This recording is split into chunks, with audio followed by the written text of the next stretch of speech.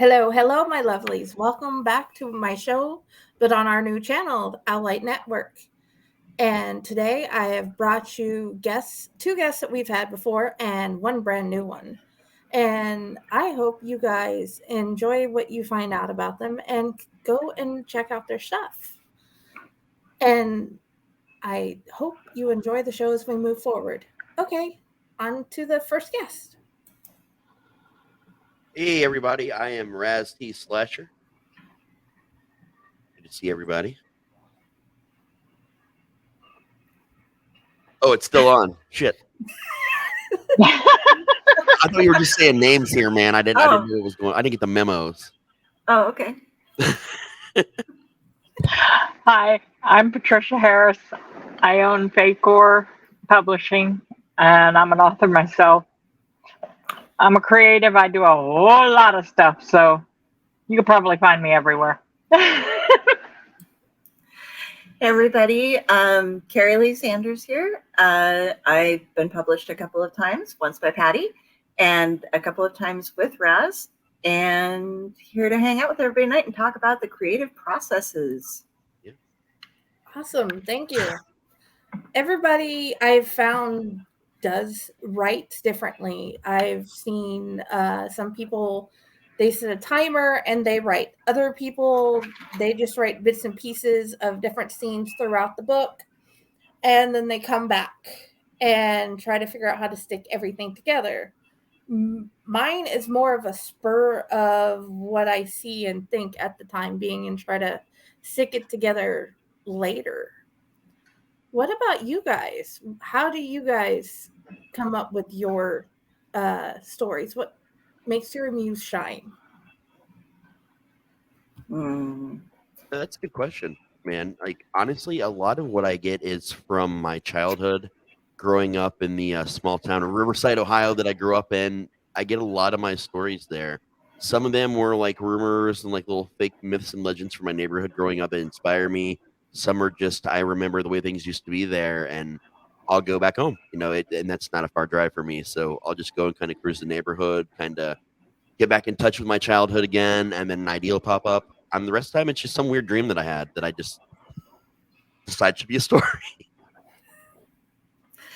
Yeah, I sleep a ridiculous amount of time. I used to be an insomniac, and I am an epileptic, and some of my sleeping disorder came from that, and so I've been put on meds, and now I sleep a lot.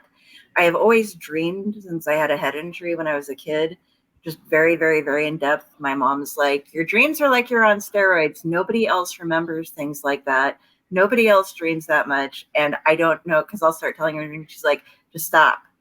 You're like 10 minutes into this dream, and I remember that something scared me last night, but not what.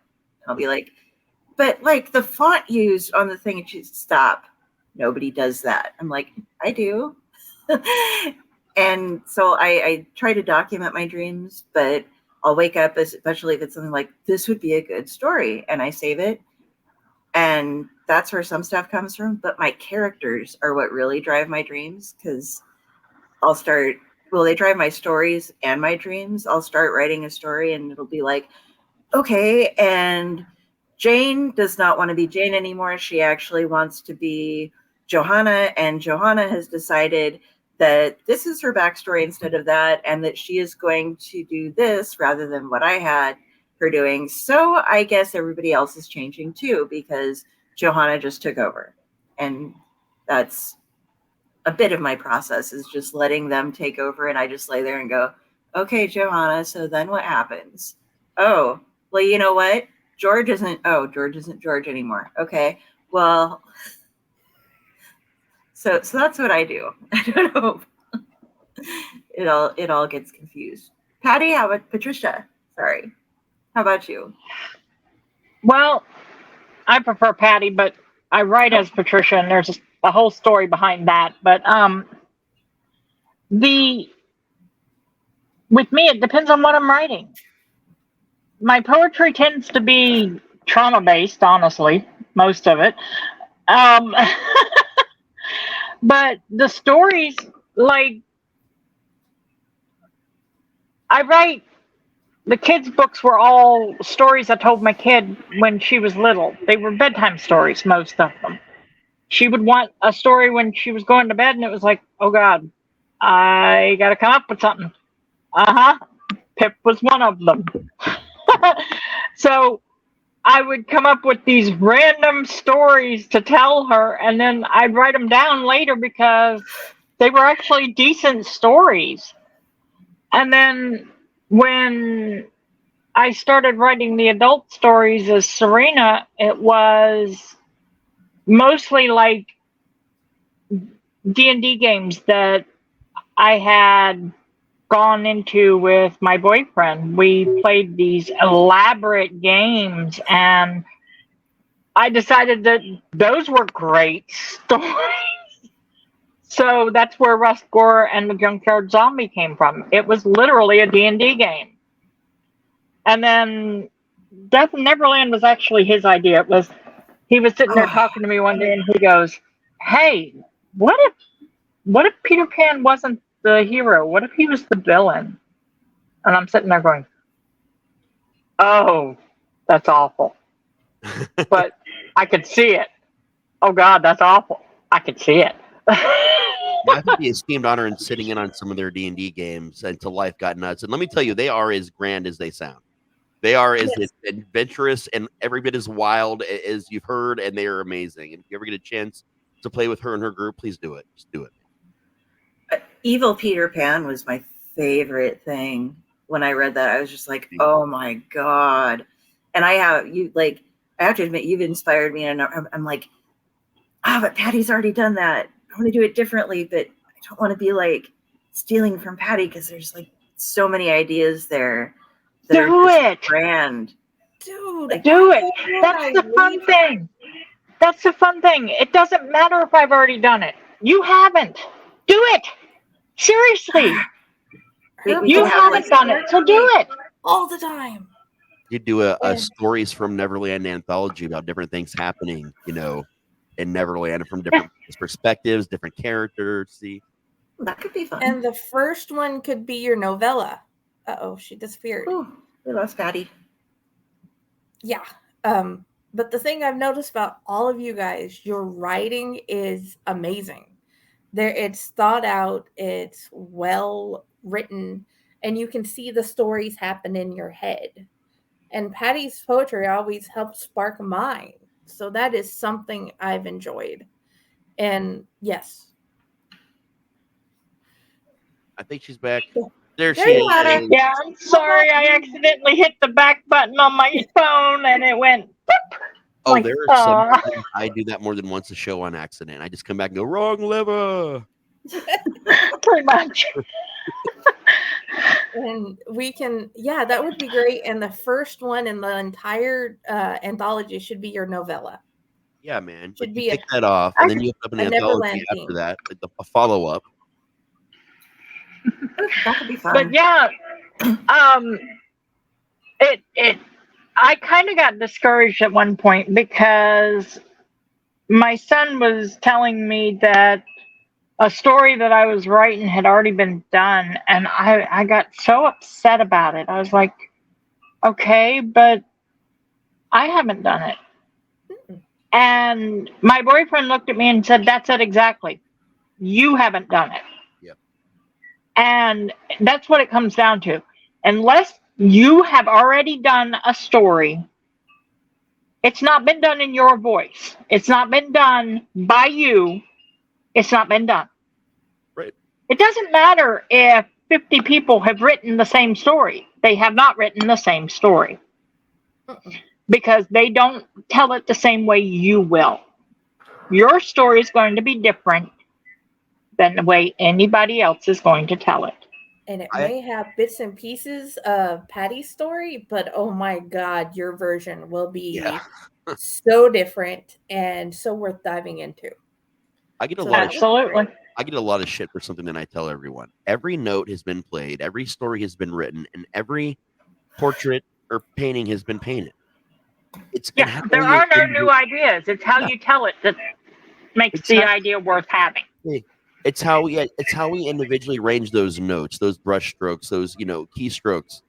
that is what makes something unique and original. It doesn't matter. I mean, tropes, guys, tropes exist for a reason. For example, something that's done in a certain element or genre that's done a million times and everybody expects it, that's what a trope is. And they're tropes because they work. See, And there's a reason why fan fiction is such a thing. Fan fiction and comic books. I was a comic book geek. I took some time off because I did not understand. I took some time off of comic books and I took some time off of computering. I was really good computer person way back in the day because my dad was the computer guy and worked at the computer place, and like I learned how to do all the basic programming and stuff like seriously basic, and the stuff like that.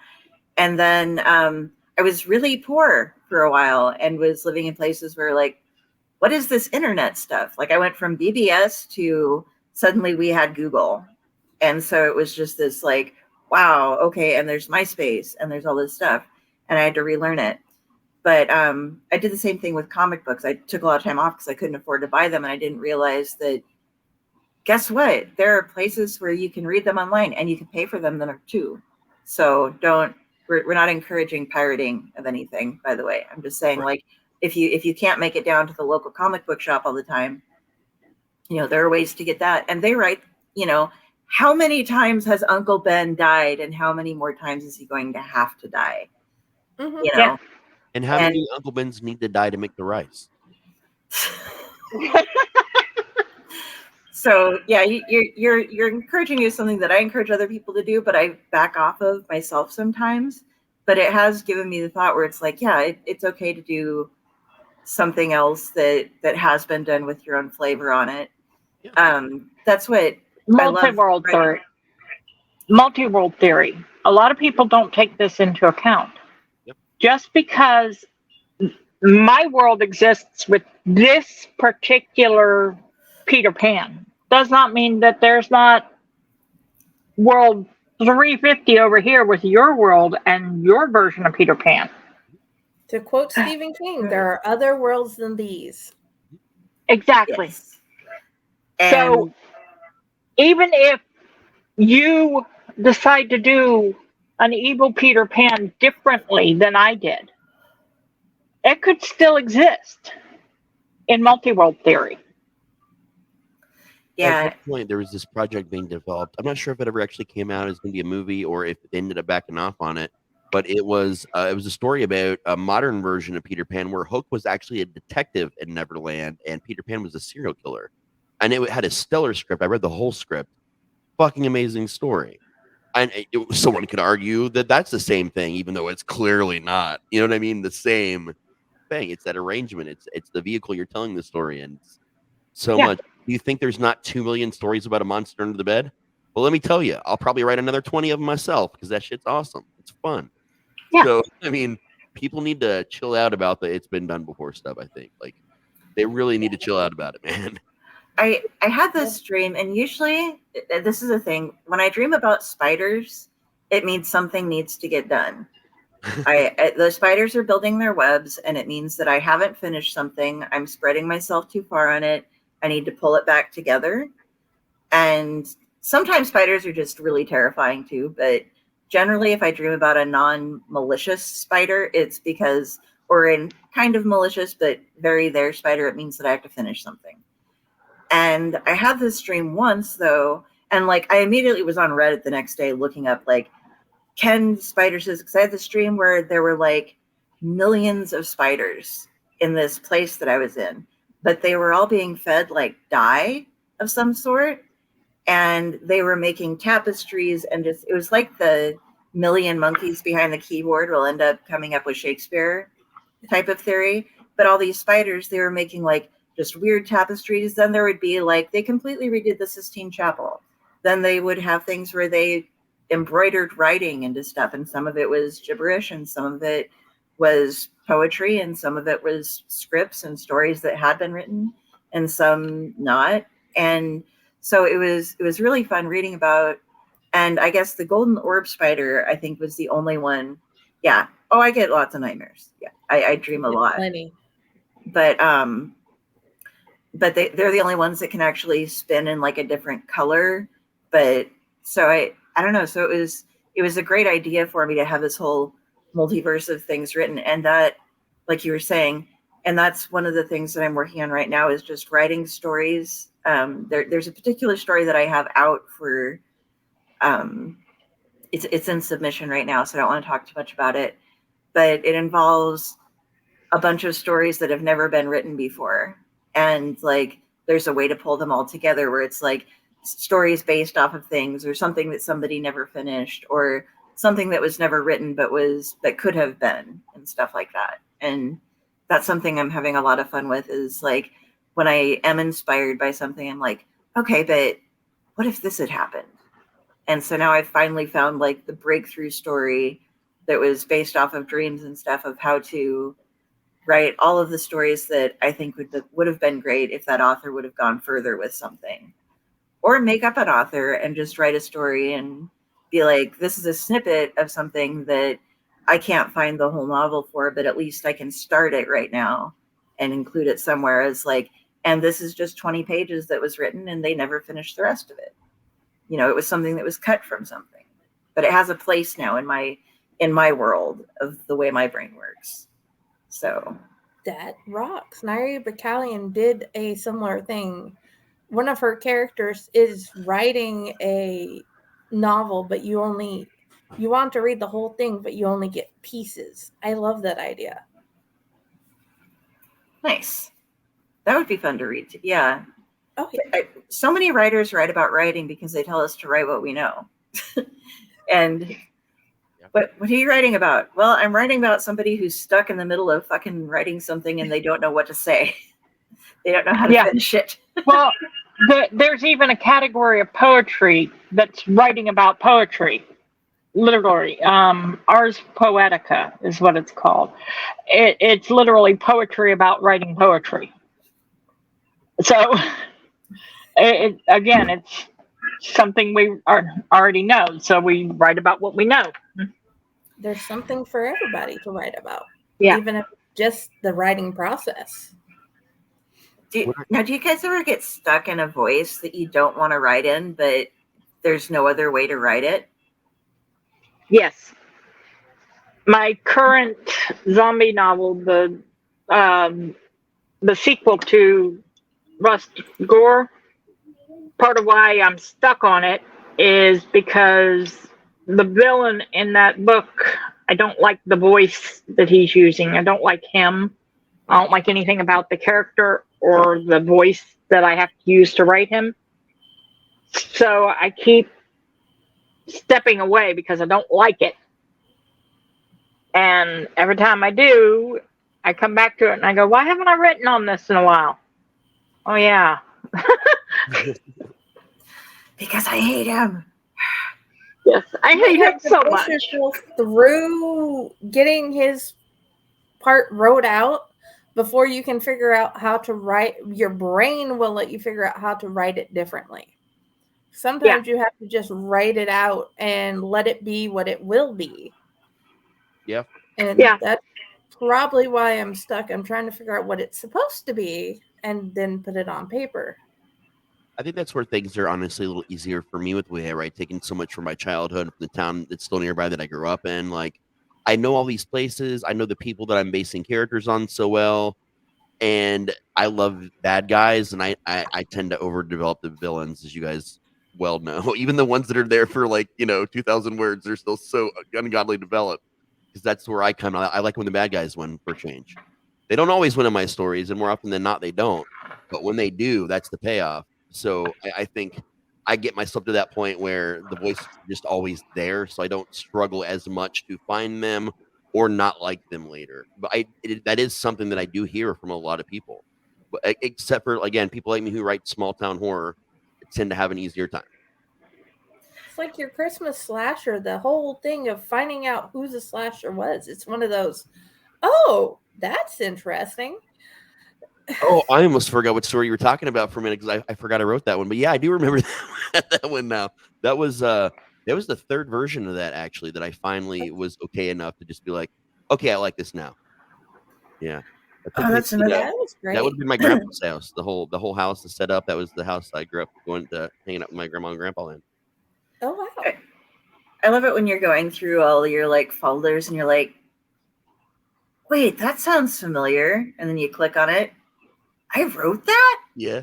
No, I remember writing it, but who was I when I was writing that? Because that's totally different than anything I would write now. And it's the headspaces. Yeah. And I do that all the time. And then all the things that you can't finish. Yeah. Just because it's like, I can't, that's not right. So I got to wait until, you got to wait until you can get that person back, or until they change enough that they've changed the story for you and they've told you, okay, this is what you did. This is what we're going to change. This is how you go from this point on. Because you started this, but we're finishing it for you. And for it to be finished the way that we want it, you have to change the way it started. I think they found an interesting possible way around headspace problems. So if I'm going to write a particular project and I don't really have a lot of inspiration, I'll pick certain music and like a candle. So I have a smell, a sound. I'll pick a soda that's different from Mountain Dew, or like I'll drink water or some kind of different drink that I'm not used to. So I'm engaging all my senses while I sit down to kind of write what I'm writing. That way, if I'm onto something that's unique that I didn't realize I was going to write, I'll be able to get back to it because I'll be able to recreate all the things in my environment that will help to draw me back into the headspace. It's not 100% as effective, but it helps a lot being able to like find that way back into a story again. I'm actually having to do that right now to finally finish Sounds of Crimson 2. I had to get my candle. I got everything finally assembled now, so this week I can start finishing that. I look forward to that. And I found the perfect candle to represent the 90s. If you've ever got to write about the 90s, there is a candle by Bath & Body Works, and it's called Flannel. It legit smells like a brand new flannel shirt, a campfire, and Teen Spirit. It's like the perfect smell. If you were around then and you're writing something then, find that candle and burn. It'll take you back immediately, man. It's amazing. Oh, right over there, I still have a flannel that I wore in high school that still fits. It's like the comfiest. The only problem is one of the buttons on the sleeve came off, but it's one of those shirts that came with extra buttons. Yes. So I still have the buttons. I just have to remember to actually take one off and sew it into the sleeve because I keep forgetting to do that. They don't do that with flannels now. Like back then, they always did that with flannels. Now you go buy a brand new one, they don't often have the extra button. Jerks. It costs them like 5 cents. I don't even think that. Put 2 extra buttons. And the buttons are so expensive now. They are. And you can't match them to something from 30 years ago. And the 90s was 30 years ago. Lies. Oh my God. Oh, shut up. I don't need to hear that. That's awful. In Rastopia, the 90s were last Wednesday. Yeah, same. Hello. Hey. That's why we have the blue box. So it's always now. Yes. I had that discussion with my neurologist a while ago. I got to make another appointment with him, by the way. Remind me of that, guys. Sorry, everybody. Me too. But we all need to see our doctors. Shit. Yeah, we're getting old. I talked to him and I'm like, I've been seeing you now for over 20 years. And it's been like, I've been seeing you for over half of my life. And he's like, shut up. You have not. We aren't that old. No, we aren't. You did not at all. You have not. We've been seeing each other for like 5 years now. That's it. I'm like, okay. That's okay. We just moved, and the doctors that my kids have been seeing since they were born are 6 months old are no longer going to be the people they see. That's going to be interesting. Yeah, that's tough though, man. It is. It's tough for the doctor and for the kids and for you because everybody gets so close, and then you move up. Okay, no more pediatric doctors. Here you go, and you're like, I like that guy. Oh God, if I ever have to stop seeing my neurologist, I mean, because I don't know about the rest of y'all, but I have seen so many neuros, and like, because when I moved, I tried to find a replacement, and no. It's hard. If you have problems and you need to see a neurologist, they're so specific. What's the word? It's not specific, but niche.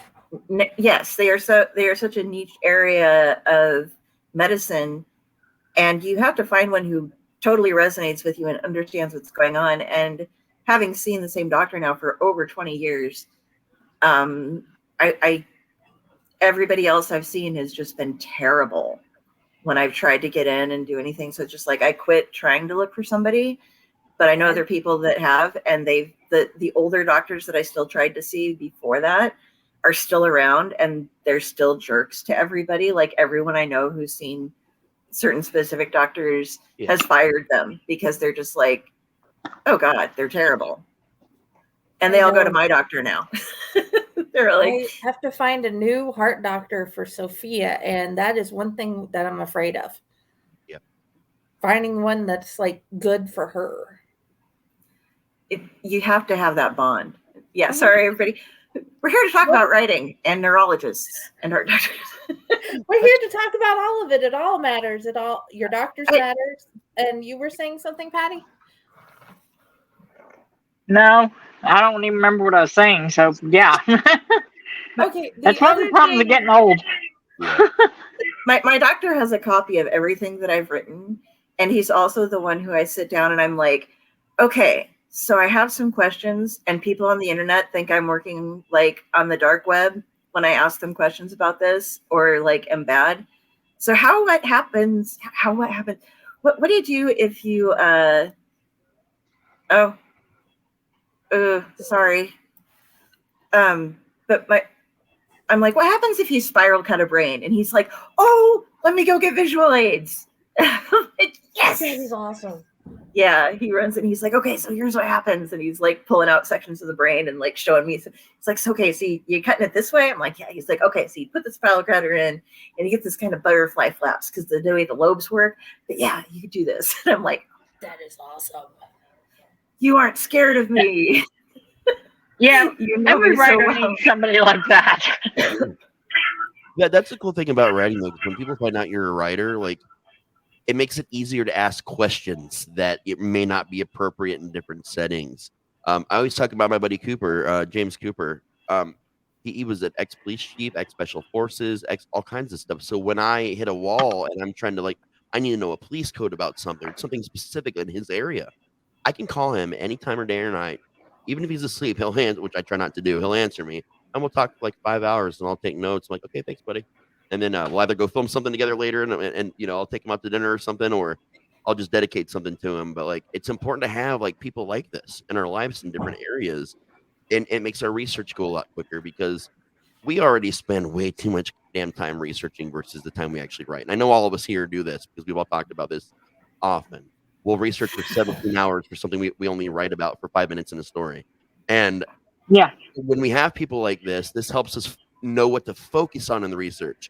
So that 17 hours might only be 15, but still, it's less hours than it would have been because now we know what to target and really look at. And it's really helpful. I'm going to, if I can, I'm sorry, I'm talking a lot tonight. I'm super hyper. There's no crow in my body, so it's just me tonight. So I'm just like, oh, it's over here. They're right here. Oh no. Hi. Okay, guys. Like I warned you guys, my walker of the 9 rings of hell decided to come join us. Hey, buddy. Hello, Dante. Hello. Hello. Hi, Gandhi. It's always a morning. Okay, Daddy's here to get you. You gonna go help Daddy? Yeah. Okay, go help Daddy. You guys are gonna do something fun. Thank you. Bye, Dante. Something fun. Bye. Love you both. I'm sorry. Okay, let's continue. Sorry. As you were saying, Dante's always a thing that will happen. Oh, gotta give kisses. He sends all the loves back to all 3 of you, I promise. That's something about writing, guys. So There's distractions. There's good distractions like Dante. Dante is classified as a good distraction. But then there are bad distractions. Absolutely.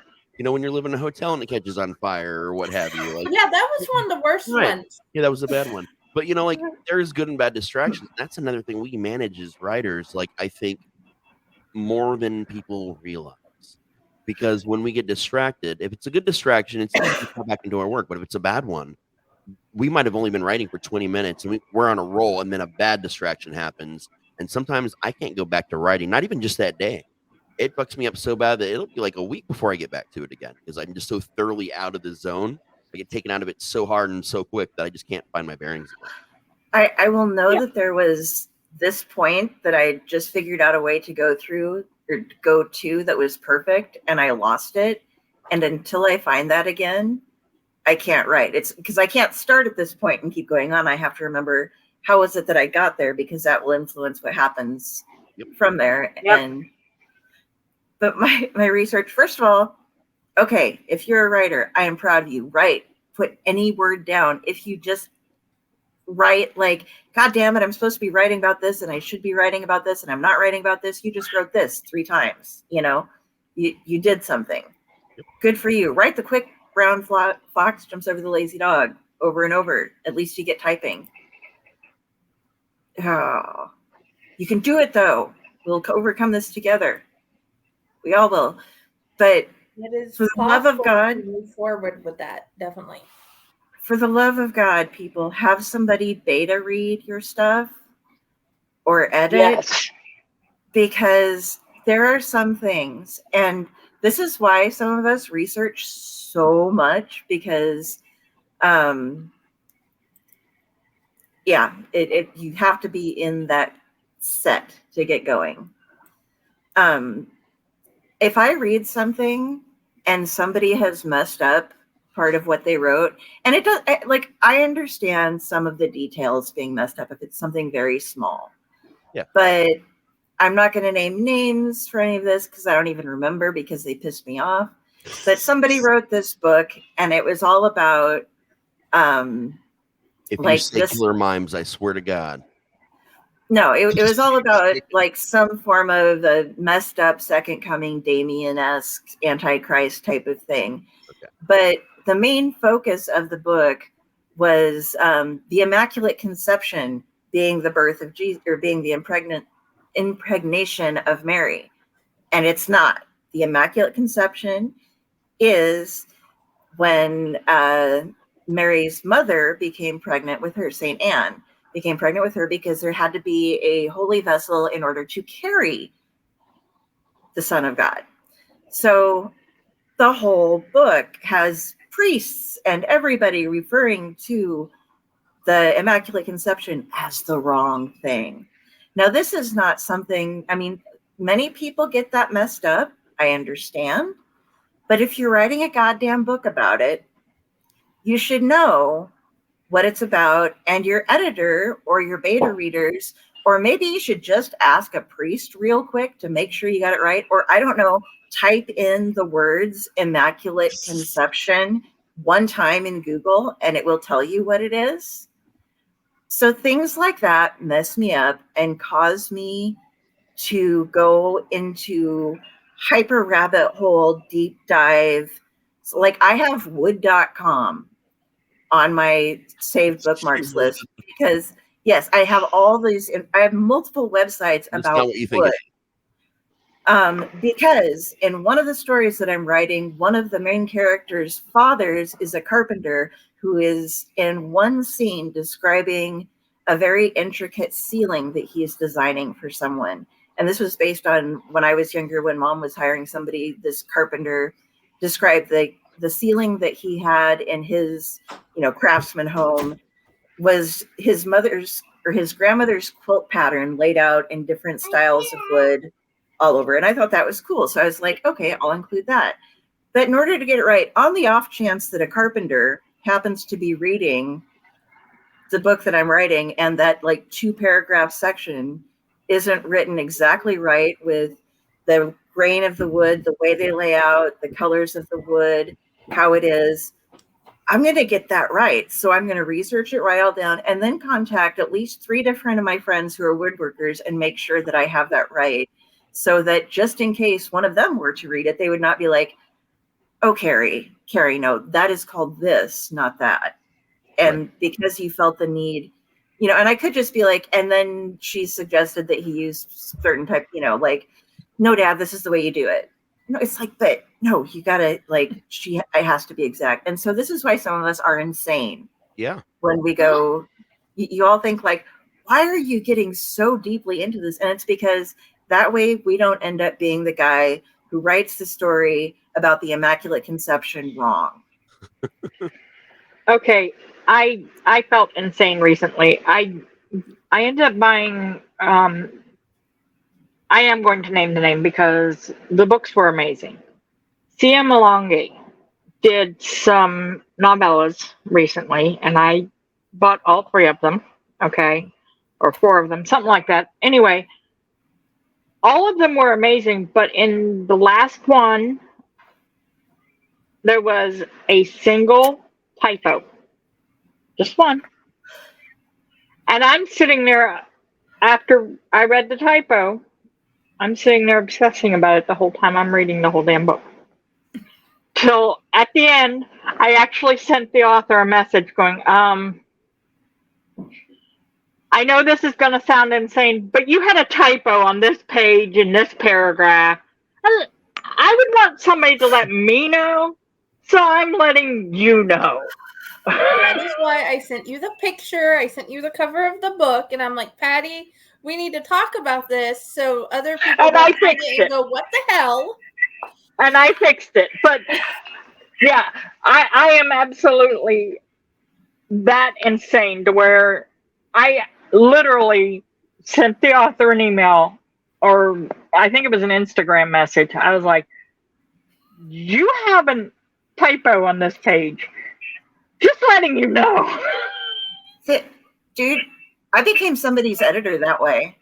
They were self-publishing on KDP and Kindle. It's a Kindle thing, but it's also on Amazon. Way back in the day when they were doing it, it was print on demand. For the audience, it was print on demand or get it on Kindle. So if you have it that way, if you need to go back and change something, you can change it. And from that point forward, the book will be corrected or changed how you do it. So this person who I'd won one of their books, and then it was like their first book that they'd ever published. I got an autographed copy and all this cool merch and stuff. And then I was reading their next one. I was like, I'm sorry to say, but your editors missed like 39 things. And here they all are with each page and every little paragraph numbered on them. And I just thought you should know because I think you're an amazing writer. And you talked to me after I got your book and I just want to do that. And he was like, oh, wow, thank you. Yeah, I'm going to go in and fix that. And then he was like, so do you want to start looking over the rest of my stuff? Like, just take over as my editor since. And I was like, yeah, I can do that. Got it. So that you can do that. And there are some other books where you look at something and it's like the 25th anniversary release of, I believe it was the Shannara books, still have multiple editing errors in them. And I'm like, guys, you're a major are they Del Rey or I think maybe what? Oh my God. I can't remember. Kelly Colby had something to say about that. After you get so big, they just stop editing your stuff. They stop trying. And what's there I apologize for the darkness. You're good. We can still hear you. Everything's good. One of the things that I ran into earlier versions of Silence is Crimson, back when it was still the mime, I had people that were just trying to shove it out and they weren't really paying attention to typos. So like my earliest version of that book, the first 2 releases of that book were so full of typos, and I would like send them lists. Hey, this is wrong. Why did that get changed? Like, this is bad. Now you have an editor fix this. Oh, it's fine, and nothing. And so I got with Patty, and then she helped me really go through it. I'm gonna have a typo once in a while, guys. I have dyslexia, so it's pretty bad sometimes.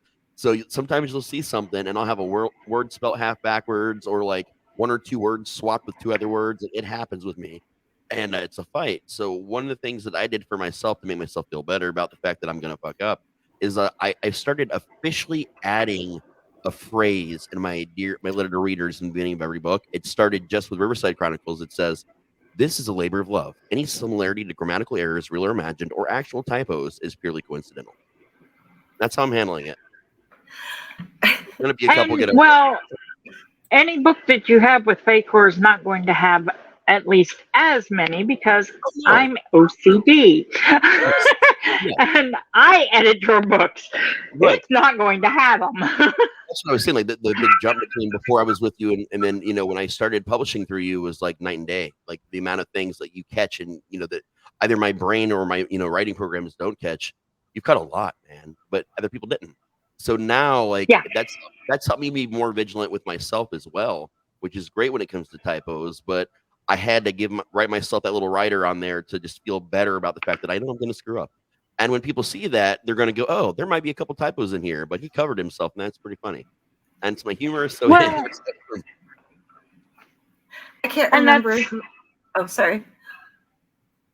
I was going to say, and that's the way it is with most people. There are going to be typos. Like I said, See How Long these books were amazing. One typo in 4 books, that's not bad. I'm trying to remember who it is, and I tried to just look it up, and it's all about like, oh no, let's give you all these educational things. So I'm asking for fuck you, Google. There was an author who was criticized vastly for, I know it was a him, for his lack of punctuation properly being used, his lack of using commas and stuff. And so in one book that he put out, like the first couple of pages were just like comma, comma, comma, comma, comma, comma, period, period, a couple of different punctuation moves. like you were going to say chameleon after that.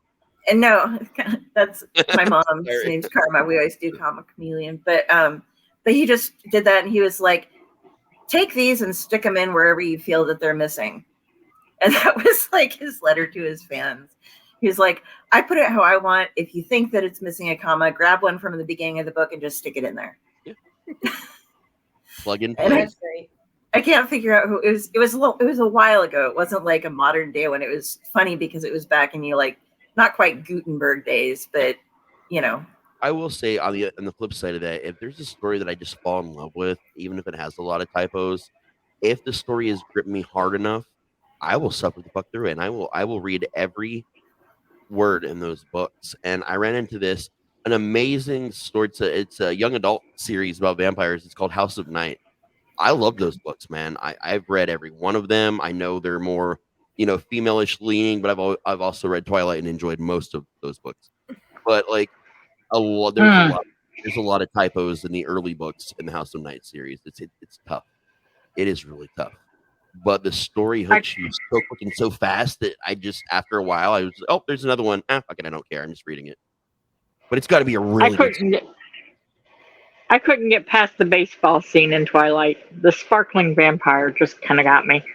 Well, the thing is, they don't sparkle in the books. They only sparkle like that in the movies. Like their skin is weirdly iridescent, not sparkly. Yeah. That's what they did in the movies because the movies suck. But the iridescent skin, it just sat wrong. The way she described it was like, really? Odd. But to be honest with you, if you remove Bella and Edward, just pretend they don't exist, those books are amazing. The attention to detail, all the other rich characters in the background, the settings, the reservation. Like, there's so many great things, except for that one terrible relationship where one terrible human being and one terrible vampire that are terrible for each other, and we got to suffer through it. But the rest of it is great. Exactly. Like I said, I just couldn't get past the baseball scene because her description of his skin was just so bad. Everything else in the book up to that point was okay, but that one scene, it was like, oh. Yep. I don't disagree with you. Okay, one other question I had 2 more questions I wanted to ask before we head towards the end, since it's like 8:44. One, you all have like a under the bed monster or monster in your general stories. I wanted to find out what type of relationship would they want to be friends, or would they want to run away from everybody's favorite clown in Stephen King's universe?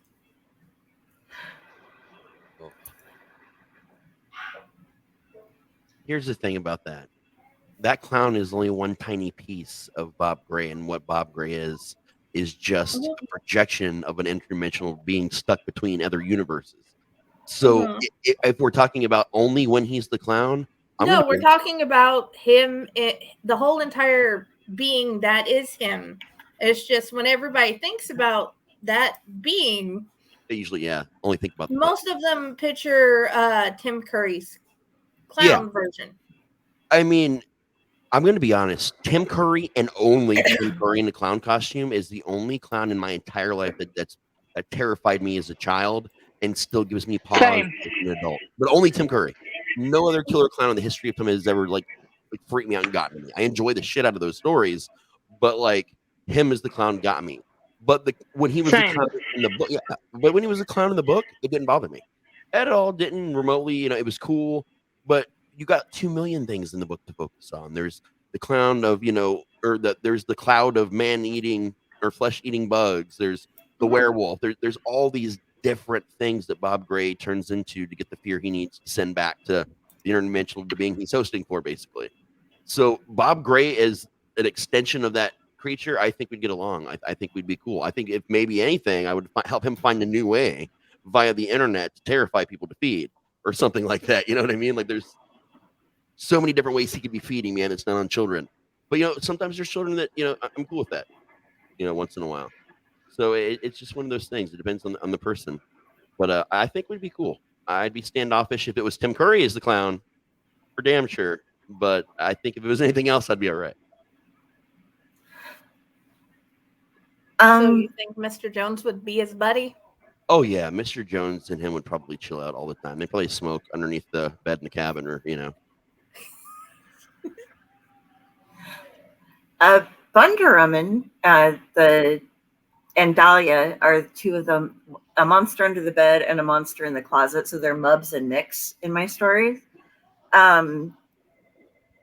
In the way that my story was presented, it was partially inspired off of Susan, Death's granddaughter from the Discworld, being the nanny and coming in and teaching the children how to beat up their fears. And as Susan uses the poker, the babysitter in mine basically condemns them to hell and captures them. But I think they would have loved Pennywise if they could have gotten into touch with him before they were being beaten up and taken over, because Pennywise would have taught them how to properly instill fear into these children. But unfortunately, after they were taken to task and the babysitter knew monster magic and was able to take them away, they probably would have just looked for him for help to like, can we just come hang out with you? This just isn't working for us. You've got a town where there isn't somebody that's doing all this, but they would also have sympathized with like, wait a minute, the kids are rebelling. They're starting to fight back against the clown. They're starting to fight back against us. So I think they would have liked him, but it all depended on which phase they met in each of their levels of being scary versus hunted, or hunter versus hunted, I guess. Yeah. What about you, Patty? Well, that's the thing. I'm sitting here trying to remember which of my stories was the monster under the bed story, because it could be any monster you have. It's just theirs of the monster under the bed story have been a little bit more prominent in the house because we could listen to Mr. Jones and lovely Miss Kari read hers to the girls for our special campfire session. Because while Harvey was a monster, he was not exactly an under the bed thing. Rowan was a monster, but his wasn't an under the bed thing. Both of them were more otherworldly, more like it himself. Yeah. And so if you take either of them, your world of monsters, would they want to be friends with him? I don't think so. I think they would. I don't think friends would be the exact word. I think they would see themselves as a standalone thing. And much like it sees himself as a standalone thing. I think that at that point, it would be a case of any of those creatures put into a world together would see themselves suddenly in competition to find the food for themselves, because each of them were looking for the same food, basically. That makes a lot of sense with your writing too, because I could definitely see where they would be in competition for sure. Yeah, Exactly. Jason and Exactly. Freddy. I can sit with the rest of the monsters that I have in stories that I have written and have not. Yeah, they very much want to own their place. I do a lot of Lovecraftian stuff as well, in which case, like, I think Nyarlathotep would be amused and like maybe hang out with him for a while and then just crush him. But but other than that, I don't see any of them. Monsters are very possessive, I think, in most cases. It's very hard to, even if it's a monster of the mind, to let them, human or not, whatever, they just don't want to share their playground. It's like when serial killers cross territories and it's just like, nah, man, we know how that ends. That ends badly. And that's something you see with most monsters in most books, honestly. There's not, it's always going to be a competition with most monsters. And the way I approach them, I think is different than the norm entirely, which isn't always a good thing, because in mine, like, the whole town contains all these things. So, and it's meant to contain all that. And these things are just like, you know what? You're here. I'm in this house, buddy. You're like 3 blocks down. Go home. Like, and I monsters, I think that actually might be the way I need to approach the second zombie book. I've been approaching the bad guy and that as a villain. Perhaps I need to instead approach him as a monster. Possibly. Human monster, but still there's a monster. There's a big difference between monsters and villains. There really honestly is. It's a fine line, but once you figure that out, there's a lot more you can do. Because, like, in Riverside, there's 2 towns. There's the town that belongs to the humans. There's the town that belongs to all the evil and monsters and crazy things. It's literally meant to be a dichotomy of 2 towns and 2 completely different ways of looking at it. The humans, the monsters are the bad guys. To the monsters, the humans are either food or they're the bad guys, and that's just how it is. So it's, again, it's the town thing. So it's a lot different. If I'm looking at him as a villain, then I'm going to always have a hard time because villains are supposed to act a certain way, and I'm supposed to eventually see a redeemable quality to a villain. Right. And but monsters don't necessarily have to be redeemable. Exactly. No, they are what they are. Few of them are redeemed. It's true. I think, and my favorite film / book ever, Cabal Nightbreed, is one of the few things you see where the monsters are redeemable. They do have redeeming qualities, and mankind are actually the bad guys entirely in that story, despite how monstrous the Midianites are. So, like, that affected me so much as a child, and still as an adult, that's why I write my monsters that way, where they do have these. Even Mr. Jones has very strangely redeemable qualities, because maybe none of that would have happened had they not broken into his house. He was just hanging out at his house in the woods, and there's kids breaking in. Who knows? Yeah. But, like, I put these little things like that in there because, to me, monsters are more humane in many senses than humans are. If a monster has to eat, he's not going to play with his food. You're just dead. You're eating. If a human's going to eat something, 9 times out of 10, what do? They shoot it, drag it through the woods 12 miles, and they still dress it while it's still alive. Or, you know what I mean? Like, terrible things. In the Sea Witch, the witch, the monster of the story is redeemable. That's part of what I'd planned on for her, but I hadn't thought about it for the zombie book. I hadn't thought about whether or not he was a villain or a monster, and I think that might make the difference in how I finish that. It could. Think sideways, as Dad exactly. would say. Think sideways and see where it takes you. Exactly. I think a lot of a good representation of that would be I view a number of my monsters like Venom. who himself is a monster, but is also an anti-hero and does good things for people sometimes, but he also needs people, and that's just what he does. You just gotta eat people. Yeah, sometimes you just gotta eat somebody, okay, guys? I mean, it's I'm reading Marvel Zombies right now, so that's just killing me. Deadpool. I love Deadpool. The other question that I had wanted to ask is, how did all of you guys, except for, well, yeah, Patty, yours would be slightly different. How did you guys find your way to Fae Corps? And yours would be how you and Cindy decided Fae Corps should exist. I think Patty should start this one because it makes sense that the creator starts. You know what I mean? Like, well, we were in a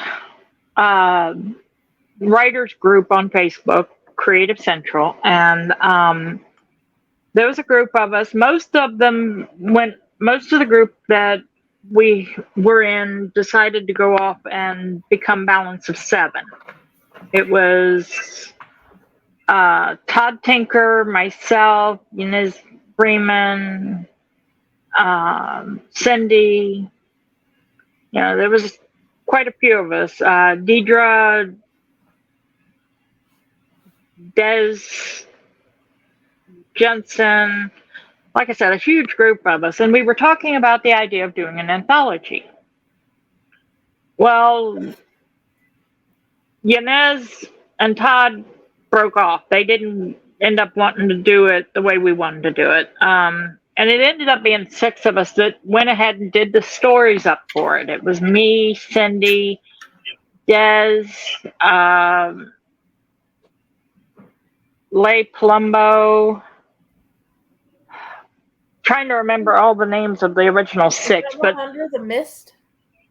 Yes, that one's Under the Mist, and we got it to where all the stories were written, and it was a good collection of stories, and we were sitting there talking about it, Cindy and I, and we decided, well, if we're going to publish this, we need a name for the publisher. And I was like, well, why not Fae Corps? And Cindy misunderstood it, and she was thinking, well, I was thinking military. No, I was thinking more like Salvation Army style Fae Corps. You know, a group of fairies, a corps of fairies. It was meant to be, you know, a group of, not a military engagement of. But it worked. So we went ahead and we published Under the Mist, and then I wanted to do another anthology because it worked so well. I wanted to keep it going. So I wanted to do a poetry anthology. So I started putting together the stuff for Fairy Footprints. That worked out real well. Okay, that worked out so well. Let's do a horror anthology. So I started going onto the various social media, including Reddit and Discord. And by that point, I had found my way onto Kari's Discord, right. And I found Raz and Kari there. And I posted that, you know, I was doing this anthology. And I was like, you know, I'm looking for people. And both of them decided to submit stories to it. And their stories were amazing, to say the least. So, and that was the Nightmare Whispers anthology. Yes. Yep, right there. There's a 3-volume one. Yeah, because we had so many. Yeah, we had so many submissions that I had to split it into 3 different volumes. So I'm grateful you did an omnibus version too of that. yes. That was a fun time, man, because I remember when you popped in there to write, right? And our buddy Kyle, you know, he started write forever ago, and he's still keeping those fires burning.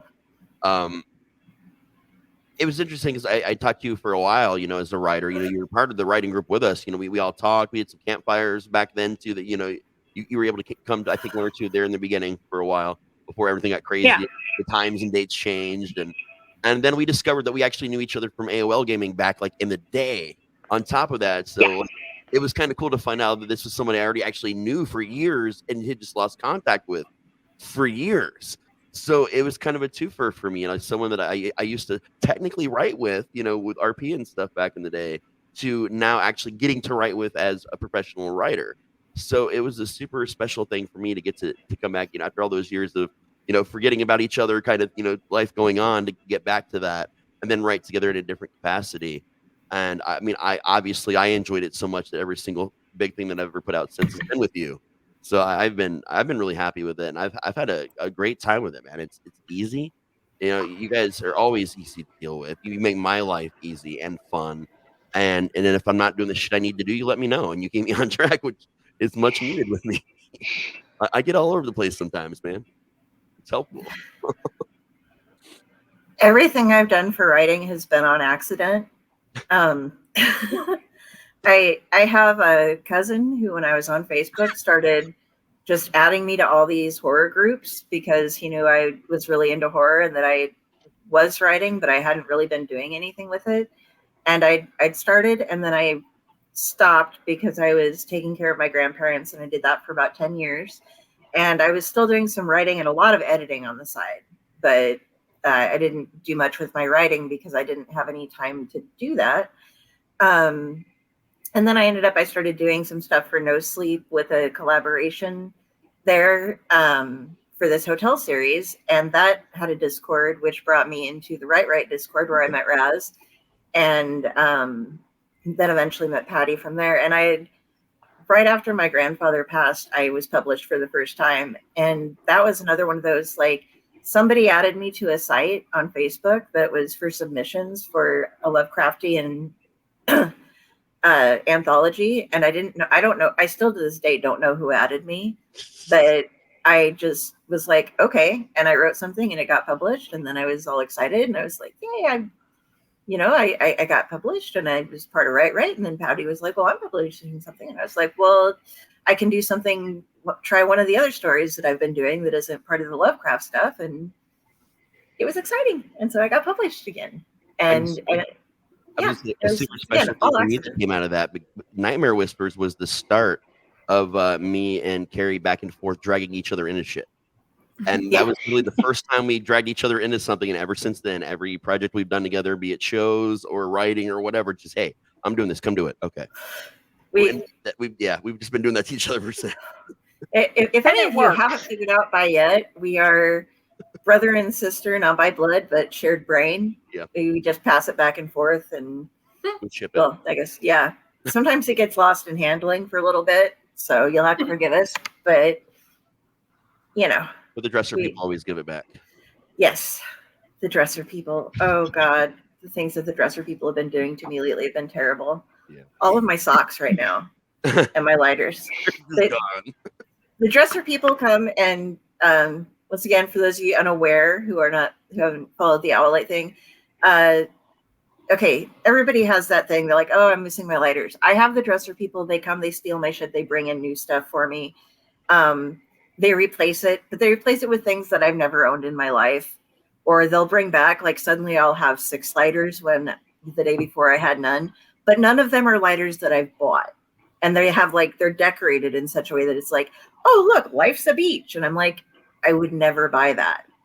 I would never have owned that. Nobody else has lived with me for 3 years. So why do I what's with the waterfall one? No, I didn't buy that either. What? Who did this? And so I know that feeling, because this thing randomly appeared in my stuff, and I'm like, where did that come from? Yeah, I just have a carved owl. I get all sorts of just random stuff. I don't want to dig around because I'm going to pull up stuff, but I just get random things dropped off, and I hear them at night. There will be footsteps in my room. I've had them brush up against my bed. I just don't open my eyes. One of them took a nap by me one night, and it was like I'm laying in bed, starting to fall asleep, and I have a big one of those long, like huggy pillows, the body pillows beside me. And one of them laid down on the other side of the bed, and I felt the bed sink in, and I heard somebody breathing next to me. And I had my meds. I was laying there, and you have that fight or flight moment. And I had fight, flight, or fuck it. And so I was just like, go ahead. You haven't hurt me yet. And just fell asleep. Already at this point. You know, I mean, you've been hanging out in the dresser. It's just a couple feet away. You might as well take a nap while the rest of your family runs around and steals shit from my apartment and leaves me other stuff. Okay, that's fine. I'm good. I think they're the offshoot of the underwear gnomes. Yeah, that's okay. My house is haunted, and every time I bring that up, I end up with a new therapist who goes, "So, are you positive that you aren't seeing things?" It's like, no, other people have seen it too. Oh, that's my mom's place. Yeah. Not only are we haunted, we brought ghosts with us. Right. And the current ghost is the family member of somebody that my husband works with. So therefore, yeah, we just adopted a new grandma, and with the two that we brought with us, and we're just going to continue like we are. Yeah. That's all you can do, you know. As long as they aren't, you know, hurting anyone. No, just weird smells every so often that aren't akin to the normal ones we have, and then we just continue on. It's like, where the hell did that come from? I have no idea. I've never seen that before. And I'm like, okay, whatever. You're just trying to tell me I'm on the right track. It's an owl. What the hell? That's awesome. What's wrong with owls? That is awesome. Okay. I know we talked about keeping this closer to an hour, so how about we wrap it up here? And you guys have been amazing. And thank you for coming. And I hope you guys come for the next episode. I'm still trying to figure out what the new authors are. I will let you guys know as soon as I get answers back. And Raz, Kari, Patty, please tell everybody where we can find you guys. Let's start up with Raz. You can find me at raztslasher.com. Pretty much just about everything I have is linked to there. I'm in the process of getting all the socials up that the lovely Jenny creates and runs for me all the time. She's amazing. But thank you. Literally, if you just type in Raz T Slasher to a search engine, I'm the only one that's going to pop up, and there's going to be like a million things thanks to Jenny. So you're going to just Google me, and I know how bad that sounds. I don't even care. Just Google me. And also, I want to thank you a lot, Jenny, for bringing me on today. Like, it's always a good excuse to hang out with you guys, especially the four of us in general. And it's just always so much fun. And no matter what kind of day I'm having, I know that this is going to be like that shining moment for my day, maybe my week or month, who knows? But thank you so much for thinking about me and making me join today. Okay. You guys can catch me, Google me, or I think I'm the only Kari Leigh Sanders is out there, or look up Kari Sanders on Facebook. When I am not doing things with the Owlite or writing, I am also hanging out with the fellows over at the Dorkening, our lovely gents there. There's a couple other ladies, but the ones I hang out with, I'm the only gal around. And that's about all I do. So see you there. I'm Pattimouse pretty much everywhere. Or Fae Corps Publishing, and that is FaeCorpsps. And again, I keep the social media the same all over the place, so it's not hard to find us. That way it's easy. Okay, and you guys can find me at Friday with the Library in the Blue Box. Friday, the group is Friday Blues Disorganized Library in the Blue Box. And of course, if you leave a comment on Raz's page or Fae Corps or Owlite, I will find it there. Or you can just come find me as Friday Blue on most any search engine, any social media platform. And thank you guys for joining us, and I hope you have a great night. Bye. Bye, everybody.